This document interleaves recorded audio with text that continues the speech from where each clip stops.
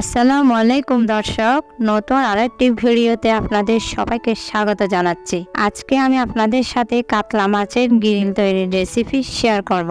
মজাদার কাতলা মাছের এই গ্রিল আমি বারবিকিউ স্টাইলে চুলায় তৈরি করে দেখিয়েছি।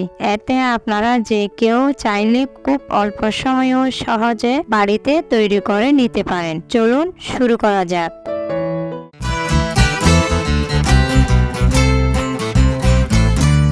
আমি এখানে একটি বড় সাইজের কাতলা মাছ ভালো করে ধুয়ে পরিষ্কার করেছি। মাছের পেটের অংশ খুব ভালোভাবে পরিষ্কার করে নিতে হবে।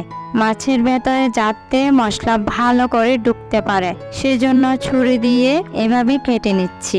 কাটাগুলো বেশ গভীরভাবে দিতে হবে। আমি মাছটি দুই পাশে এমন কাট দিয়েছি, দেখুন মাছটি এরকম হয়ে যাবে। এবার মাছ ম্যারিনেটের জন্য একটি স্পেশাল মশলা তৈরি করব।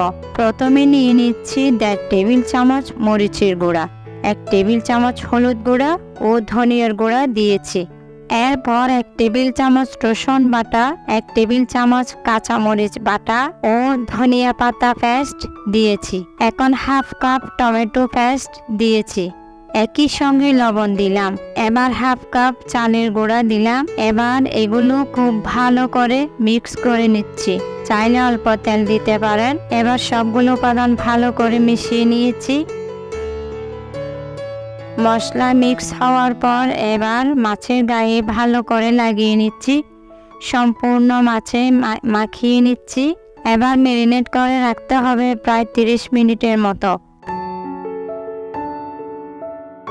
এবার একটি ডিম ভেঙে নিয়ে গুলিয়ে নিয়েছি।